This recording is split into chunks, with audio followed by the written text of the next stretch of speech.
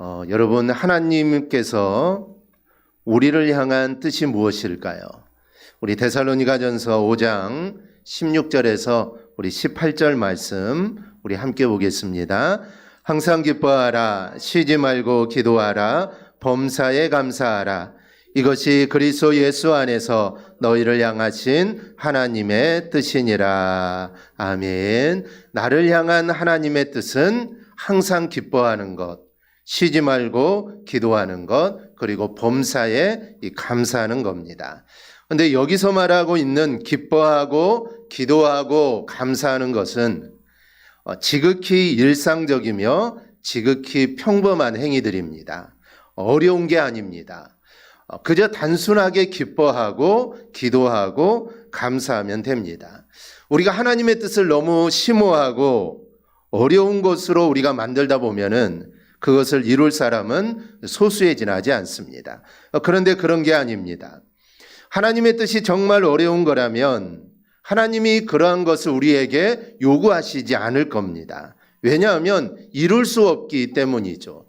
이룰 수도 없는 일들을 하나님이 우리에게 요구하실 리가 없습니다. 그러니 하나님이 우리에게 말씀하신 것, 우리에게 요구하는 것은 그렇게 어렵지 않다라는 것입니다.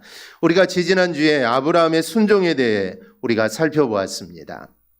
하나님이 어느 날 아브라함에게 나타나서 독자 이삭을 번제로 드리라고 합니다.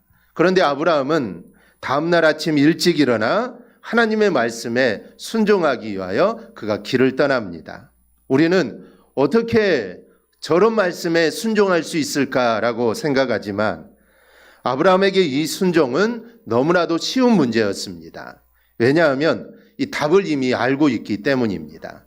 하나님은 오직 이삭을 통해서, 즉 이삭을 통해서만 후손을 번성케 하겠다라고 약속하셨기 때문에 이삭은 절대로 죽을 수가 없습니다. 그런데 만약에 죽는다면 하나님이 다시 살리실 겁니다. 그래서 히브리서 11장 19절을 보면 그가 하나님이 능히 이삭을 죽은 자 가운데서 다시 살리실 줄로 생각한지라 라고 기록을 합니다. 여기서 생각한다라는 말은 그냥 지레짐작하다, 넘겨 짚었다라는 뜻이 아닙니다. 이 말은 신중하게 생각하다, 논리적으로 결론을 내리다라는 이런 의미를 갖습니다.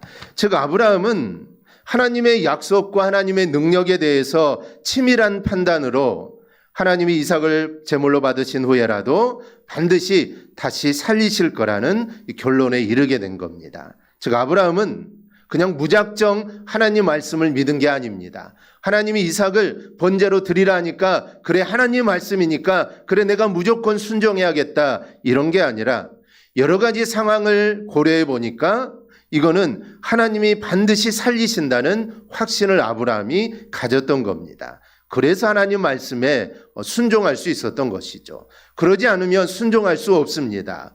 그냥 이삭을 죽이라고 하는데 어느 부모가 그 말에 순종할 수 있겠습니까? 그런데 아브라함은 생각한지라 즉 확신을 가졌던 겁니다. 죽어도 하나님이 반드시 살릴 거라는 확신이 있었기 때문에 그는 아무런 대꾸도 하지 않고 하나님 말씀에 순종할 수 있었던 겁니다. 이렇듯 하나님은 못하는 것을 우리에게 요구하지 않습니다.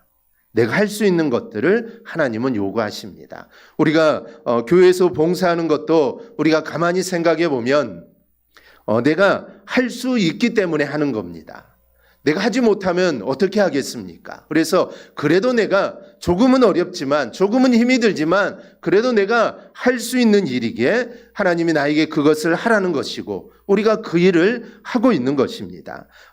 즉 할 수 있는 일이기에 우리가 순종할 수 있는 겁니다. 그래서 우리는 하나님의 뜻을 이루는 게 쉽다라는 생각을 해야 합니다. 하나님의 뜻은 너무 어려워 이렇게 생각하는 것이 아니라 하나님의 뜻을 이루는 것은 쉽다라는 생각과 그것을 누구라도 할 수 있다라는 점을 우리는 알아야 합니다. 그래서 우리는 예수 그리스도 안에 항상 기뻐하고 우리가 쉬지 말고 기도하고 그리고 내가 범사에 감사해야겠다라는 이런 다짐들을 해야 합니다. 우리는 할 수 있습니다. 우리 한번 따라해 볼까요? 항상 기뻐하자, 쉬지 말고 기도하자, 범사에 감사하자. 내가 정말 기뻐할 수 없는 상황에도 한번 여러분 기뻐해 보십시오. 또 기도할 수 없는 상황에도 한번 기도해 보시고 도저히 감사할 수 없는 상황에도 한번 여러분 감사해 보십시오. 나는 할 수 없어, 나는 기뻐할 수 없어, 나는 기도할 수 없어, 감사할 수 없어가 아니라 정말 나는 할 수 있어라는 그런 생각을 가지고 우리는 살아야 합니다. 그리고 그런 마음으로 살아갈 때 하나님이 기뻐할 수 있는 상황들을 주시고 또 기도할 수 있는 자리를 마련해 주시고 또 감사의 조건들을 우리에게 마련해 주실 겁니다. 그러니 우리 모두 늘 하나님의 뜻을 이루며 살아가는 삶이 되기를 축복합니다. 오늘은 그중에서 기도하는 것을 함께 생각해 보려고 합니다. 기도는 복잡하게 생각하지 않고 그냥 하면 됩니다. 그런데 사실 우리의 게으름이나 부주의 때문에 하나님의 쉬운 뜻을 하지 못할 때가 참 많습니다. 그래서 오늘은 기도에 대해 함께 생각해 보려고 합니다. 첫째, 우리는 기도하기를 쉬는 것이 죄라는 생각을 가질 필요가 있습니다. 우리는 죄라고 생각하면 범죄를 생각합니다. 가끔 뉴스를 통해 교회와 관련된 사람들이 범죄라고 여겨지는 것들에 연루되는 것들을 우리가 종종 봅니다. 하지만 전체 교회가 그런 것은 아닙니다. 대부분 성도는 착하고 성실하게 살아가죠. 또한 대부분 성도는 세상 사람들이 본받아야 할 만큼 모범적으로 살아갑니다. 교회를 제대로 다니는 사람들이 죄를 짓는다고 해서 뭐 엄청난 죄를 짓겠습니까? 하나님 무서우니 뭐 엄청난 죄를 짓지 않습니다. 그런데 교회에 나오면 우리는 죄인이라고 합니다. 나는 특별한 죄를 지은 게 없는데 죄인이라고 하죠. 그리고 회개하라고 합니다. 나는 뭐 특별히 회개할 것도 없는데 교회 오면은 죄인이라고 회개하라고 합니다. 그래서 교회에서 이 기도 시간이 되면 을에 거짓말한 것까지 끄집어내서 회개하느라고 애를 쓰는 모습이 나타나기도 합니다. 나는 뭐 회개할 만한 죄가 없는데 회개하라고 하니까 내가 거짓말한 것은 없나라고 생각을 하고 그렇게 찾아내서 회개를 합니다. 그래서 정말 그런지 우리가 오늘 본문을 좀 살펴보려고 합니다. 오늘 본문은 이스라엘 백성이 왕을 구하는 것부터 시작이 됩니다. 하나님께 특별히 보호하고 인도하는 이스라엘 백성들은 주변 국가들이 왕을 가짐으로써 이 강력한 나라가 되니까 자신들도 왕을 부러워합니다. 그래서 당시 지도자였던 사무엘에게 왕을 요구했고 이를 하나님 앞에서 기쁘지 않게 여긴 사무엘이 하나님께 기도하니 하나님이 저들이 너를 버린 게 아니라 바로 나를 버렸다라고 말을 하면서 왕을 허락하십니다. 그래서 세워진 왕이 바로 이 사울이라는 왕이죠. 이제 사무엘이 나이가 들어서 자신의 생을 마감을 앞두고 백성들에게 하는 말이 사무엘상 12장입니다. 이스라엘이 하나님을 온전히 따르기보다는 세속왕을 구한 것을 다시 상기시키면서 너희가 그럼에도 불구하고 너희가 하나님이 싫어한 왕을 구했지만 그럼에도 불구하고 너희는 절대로 하나님을 떠나지 말 것을 공고합니다. 그러자 겁이 난 백성들이 사무엘에게 뭐라고 합니까? 사무엘에게 하나님 앞에 기도해서 우리가 죽지 않게 해달라고 이렇게 말을 합니다. 자신들을 늘 인도하신 여호와를 의뢰하지 못하고 세속왕을 구한 게 잘못됐다라는 것을 그들은 그제서야 깨닫고 하나님 앞에 이 반성을 하게 된 것이죠. 즉 하나님께 범죄한 것이 아닙니까? 그러니 자신들이 혹시 죽을까 봐 사무엘에게 기도해서 자신들이 죽지 않게 해달라라는 것입니다. 그러니 저들에게 사무엘은 너희가 여호와를 따르는 데서 돌이키지 말고 오직 마음을 다하여 하나님을 섬기라라고 말을 합니다. 비록 너희가 왕을 구한 거 너희가 잘못된 것이지만 너희가 여호와를 떠나지 않으면 하나님께서 너희를 절대로 버리지 않을 거다라고 그들을 안심을 시킵니다.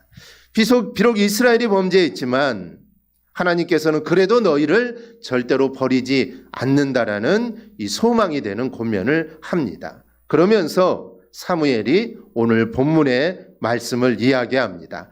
자신도 그들을 위하여 기도하기를 쉬는 죄를 여호와 앞에서 결단코 범하지 않겠다라고 말을 합니다.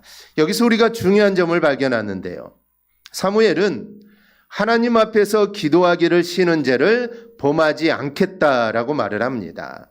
이 말을 그대로 받아들이면 기도하기를 멈추는 것 자체가 하나님 앞에서 죄다라는 것입니다. 우리는 죄를 생각할 때 뭔가 큰 죄를 지은 사실이 없고 또 그런 죄가 떠올리지 않으면 우리는 회개할 것이 없다라고 생각을 합니다. 그래서 혹시 거짓말한 것은 있지 않을까? 그래서 그런 것들을 끄집어내서 우리가 회개를 합니다. 그런데 여러분 사실 그럴 필요도 없습니다. 사무엘이 이야기하듯이 기도하기를 멈추는 것 자체가 바로 여러분 죄인 겁니다. 그러니까 죄라는 것은 어떤 특별한 범죄를 저질러서가 죄가 아닙니다. 물론 당연히 법을 어기는 자체가 죄입니다. 그런데 성도는 그런 것만이 죄라는 생각을 우리는 버려야 합니다. 즉 하나님이 기뻐하시는 일을 제대로 하지 못하는 것이 죄라는 것이 바로 성경이 말하고 있는 이 죄의 본질입니다. 즉 누군가를 죽이고 아니면 누군가를 속이고 세상 사람들이 봤을 때 저거는 죽일 사람이다, 저거는 범죄다라고 생각하는 거, 그것만이 범죄가 아니라 우리가 하나님 앞에서 하나님을 기쁘시게 하지 못하는 일들, 그 일 자체가 바로 범죄라라는 사실입니다. 사무엘은 자신의 마지막 연설인 20절에서 여호와를 따르는 데서 돌아서지 말고 오직 너희의 마음을 다하여 여호와를 섬기라라고 합니다. 이 말은 하나님이 원하시는 일에 너희의 마음을 고정하라는 것입니다. 마음이 여호와께로부터 떠나지 말라는 것이죠. 하나님께서 원하시는 것을 하지 않는 자체가 바로 죄라는 것입니다. 그리고 사무엘은 그걸 자기에게 적용을 하죠. 즉 하나님이 기뻐하시는 일을 하지 않는 게 죄인데 이 말을 자기에게 적용해서 나는 너희를 위하여 하나님 앞에서 기도하기를 쉬는 죄를 범치 않겠다라는 겁니다. 이 사무엘이 볼 때 자신이 기도하기를 멈추는 것을 하나님이 원하지 않는다라는 것을 생각을 합니다. 즉 내가 기도하지 않는 거, 이거는 하나님을 기쁘시게 하지 못한다는 것이죠. 그래서 나는 이 기도를 멈추지 않겠다는 겁니다. 즉 기도를 멈추는 것은 하나님이 기뻐하지 않기 때문에 내가 기도를 멈추는 것 자체가 바로 죄라는 겁니다. 그래서 나는 절대로 하나님 앞에서 죄를 짓지 않겠다는 것이죠. 그래서 너희를 위한 기도를 나는 절대로 멈추지 않겠다라는 것입니다. 너희를 위해 기도하는 거 어찌 보면 이스라엘 백성들을 위한 것이지만 또 어찌 보면 이거는 사무엘을 위한 것입니다. 사무엘은 하나님의 선지자로서 하나님 앞에서 죄를 짓지 않고 온전한 모습으로 살아가야 되는데 그래야 본이 될 텐데 그래서 자신은 죄를 짓지 않기 위해서 나는 기도를 절대로 멈추지 않겠다라는 것입니다. 여러분 우리의 기준도 이래야 합니다. 하나님이 기뻐하시는 일이 우리의 기준이 되어야 합니다. 하나님이 기뻐하시지 않는 것이 바로 죄가 되기 때문입니다. 그러므로 회개 기도할 때 우리가 범죄한 것이 무엇일까? 내가 하나님 말씀을 어긴 게 무엇일까 찾는 것이 아니라 내가 하나님을 기쁘시게 하지 못한 것이 무엇일까? 이것을 우리는 찾아야 합니다. 그리고 우리는 그것을 회개해야 합니다. 하나님이 기뻐하시고 원하시는 것을 소홀히 한 것, 그게 바로 우리가 회개할 죄입니다. 여러분 이런 기준으로 보면 예배해야 하는데 예배하지 않는 것, 여러분 이건 죄입니다. 하나님이 여러분에게 주신 달란트가 있는데 제대로 활용하지 않는 것, 이건 여러분 또한 죄입니다. 우리가 도덕적으로 나태하고 게으르고 이런 것도 죄라고 하지만 사실 나태하고 게으름보다는 하나님이 기뻐하시는 것을 하지 않는 게 여러분 더 큰 문제입니다. 하나님이 시간과 건강과 또 달란트와 우리의 삶을 우리에게 주셨습니다. 그래서 우리는 그것을 잘 관리해서 하나님이 기뻐하시는 모습으로 사용하라고 하나님이 우리에게 주신 겁니다. 그런데 우리는 이런 것들은 생각하지 않고 활용하지 못하는 경우가 있습니다. 하나님이 원하시는 모습이 되지 못하는 경우가 있죠. 그게 바로 죄라는 것입니다. 오늘 설교의 주제가 기도인데 우리가 기도를 놓고 본다면 기도하지 않는다고 해서 누구에게 피해를 주는 건 아닙니다. 그러나 하나님께서 자신의 백성들에게 원하는 것이 바로 이 기도하는 것이기 때문에 내가 기도하지 않는다면 기도하는 모습으로 살아가지 않는다면 그것이 바로 하나님 앞에서 우리 죄가 되는 것입니다. 기도라는 것은 목회를 전업을 하는 목회자만 언제나 기도하는 것이 아닙니다. 이 기도는 모두에게 똑같습니다. 그래서 바울은 쉬지 말고 기도하는 것이 그리스도 안에서 우리에게 향하신 하나님의 뜻이다라고 말씀을 합니다. 즉 언제나 기도해야 한다라는 것이죠. 쉬지 말고 기도하라 이 말씀이나 오늘 본문에 있는 말씀처럼 기도하기를 쉬는 죄를 범하지 않기 위하여라는 말씀은 무엇을 할 때마다 기도하라라는 말씀으로 우리가 받아들이면 됩니다.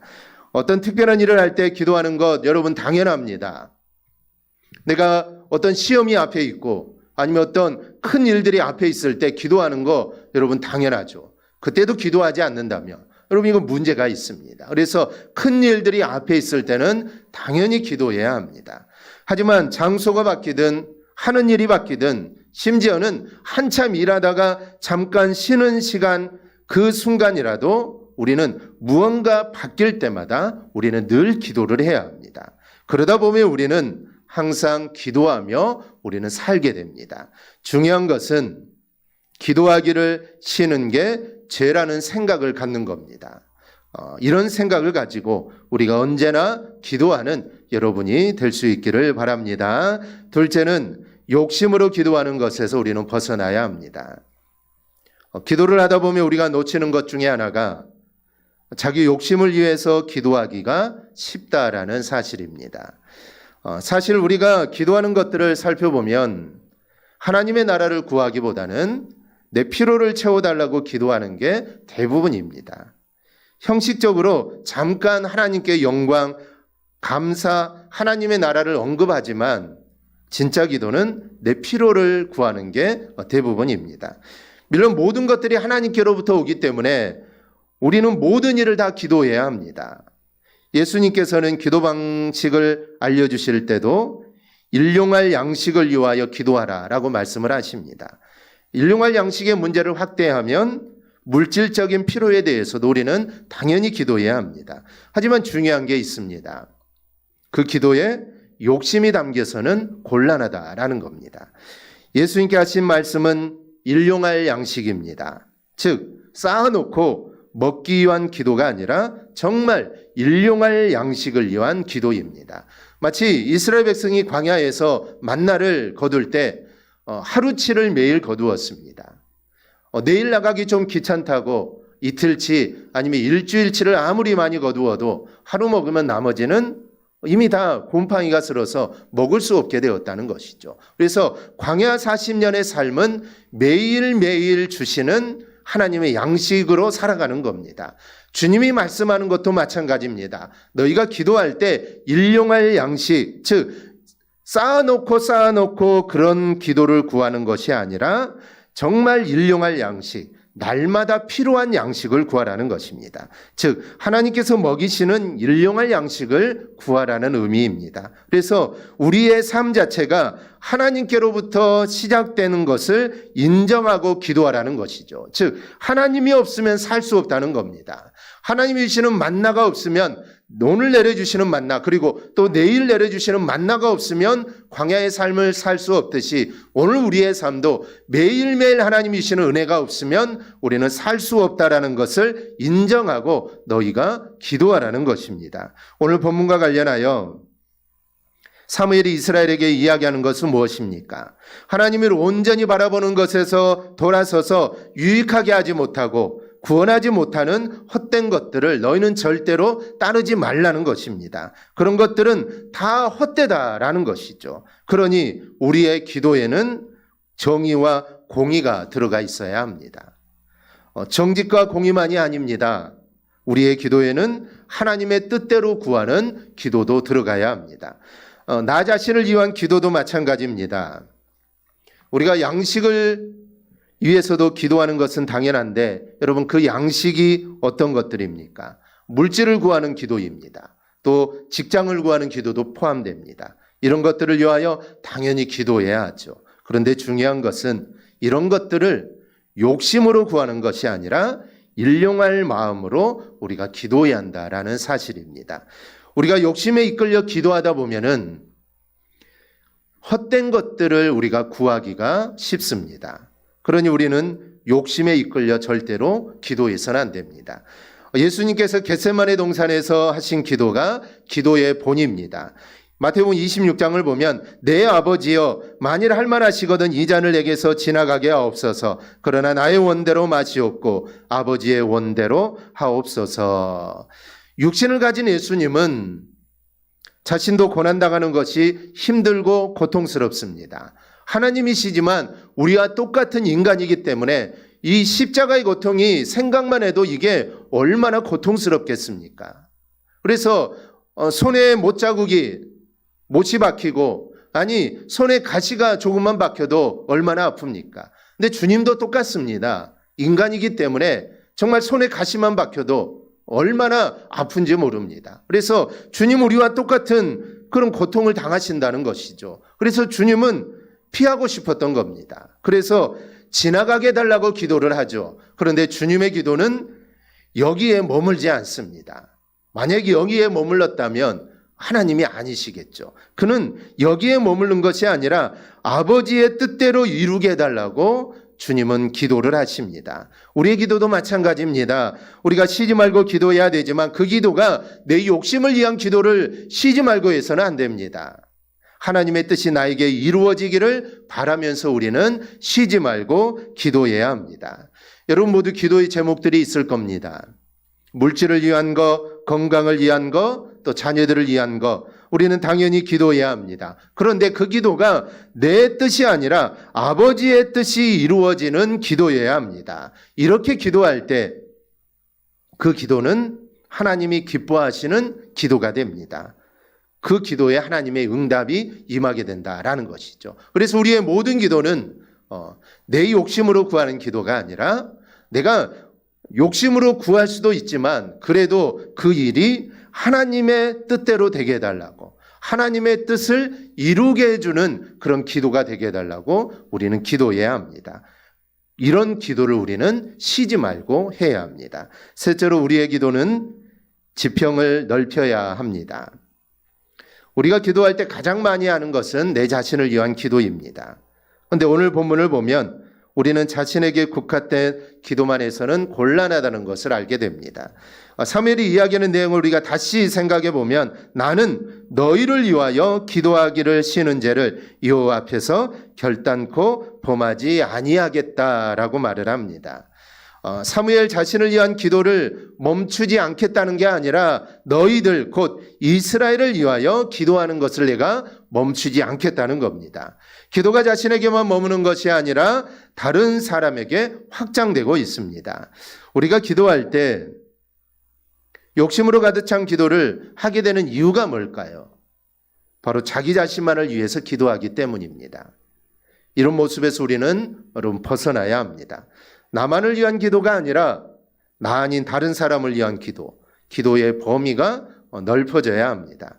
너희를 위하여라는 말처럼 우리의 기도는 공동체성을 가질 필요가 있습니다. 자신만을 위한 것이 아니라 가족을 위해서, 그리고 더 넓혀서 교회를 위해서, 그리고 더 넓혀서 나라와 민족을 위해서 우리는 기도할 수 있어야 합니다. 가족도 중요한 공동체고 교회도 나라도 중요한 공동체입니다. 그런데 여기서 머물러서는 안 됩니다. 하나님께서 만드신 세상 전체는 모두 하나의 공동체입니다. 그래서 우리는 우크라이나처럼 우리가 전쟁이 일어나지 않아서 감사하다고 할 것이 아니라 그들을 우리가 함께할 공동체라고 생각하고 그들을 위해서 기도해야 합니다. 북한도 마찬가지입니다. 우리가 타도할 적으로만 볼 게 아니라 공동체성을 가지고 그들을 위해서도 우리는 기도해야 합니다. 공동체성을 갖되 기도의 지평을 넓히는 게 우리 하나님이 기뻐하시는 모습입니다. 하나님의 임재 연습이라는 책이 있습니다. 그 책에는 늘 하나님의 임재 속에서 살며 쉬지 않고 기도하려고 자신을 훈련한 로렌스 형제라는 사람의 이야기가 있습니다. 그는 1635년 21세의 나이에 전투에 참여했다가 다리를 다치게 됩니다. 그런데 그의 평생의 소원은 수도사가 되는 것입니다.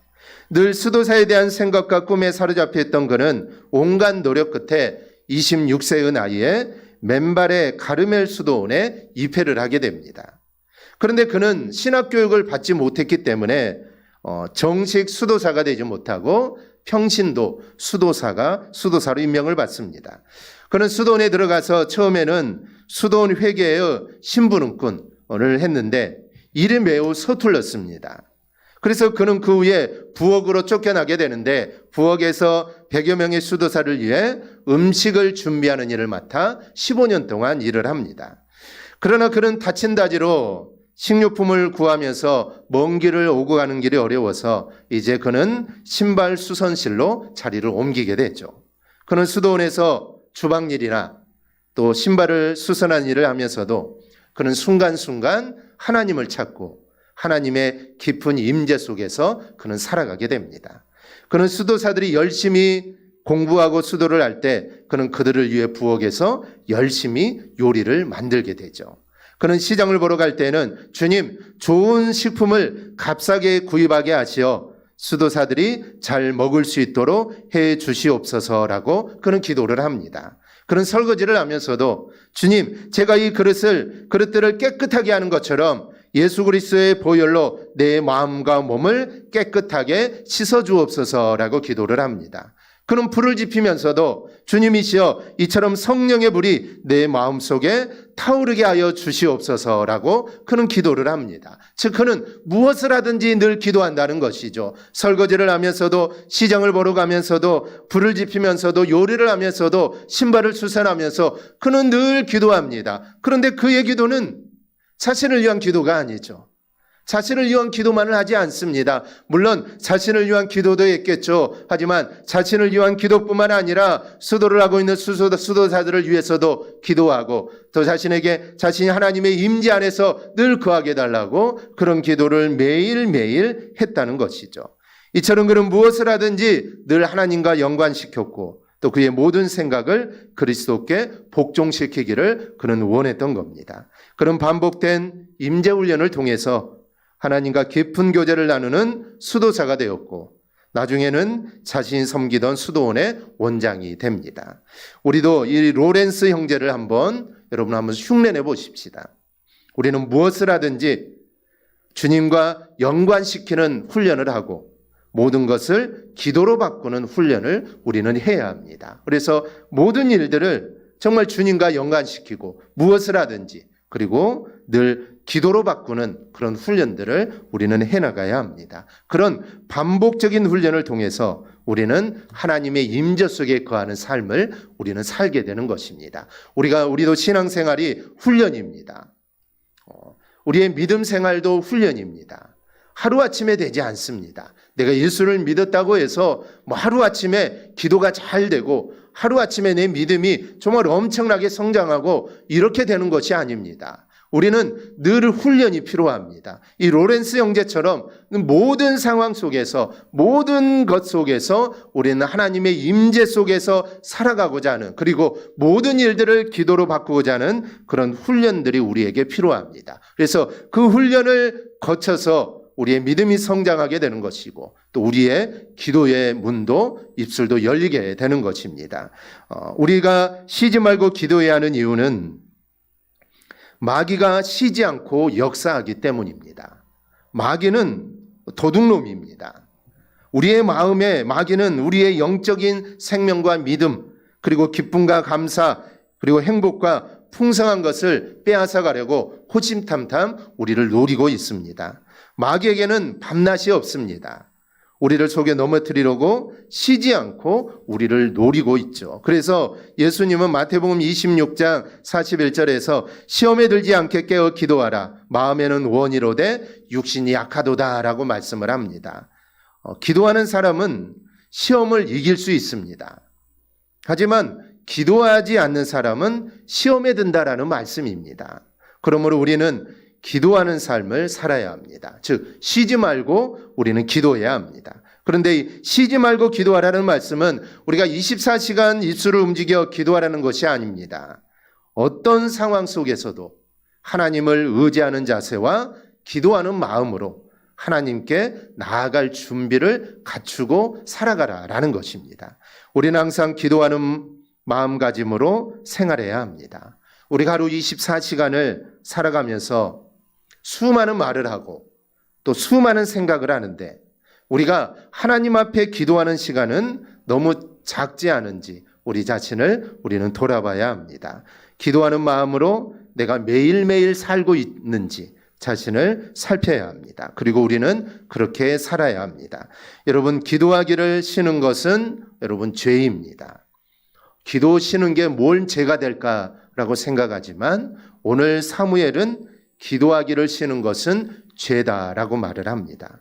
왜냐하면 하나님은 우리가 기도하기를 원하십니다. 하나님은 우리가 쉬지 말고 기도하기를 원하십니다. 늘 기도하는 마음으로 살아가기를 원하십니다. 그런데 우리가 하나님의 기쁨이 되지 못하기 때문에 그게 바로 죄라라는 것이죠. 우리는 이런 죄를 범하지 말아야 합니다. 그리고 나의 욕심을 채우는 기도가 아니라 일용할 정신을 담은 기도를 해야 하고 또한 더 나아가 공동체성을 갖는 기도로 우리는 나아가야 합니다. 그리고 우리의 삶이 기도요, 또 기도가 우리의 삶이 되어야 합니다. 이렇게 살아가는 것이 예수 그리스도 안에서 우리에게 향하신 하나님의 뜻입니다. 우리 모두 이 사실을 기억하고 이렇게 살아 항상 기도하며 살아가기를 주님의 이름으로 축원합니다. 아멘. 기도하겠습니다.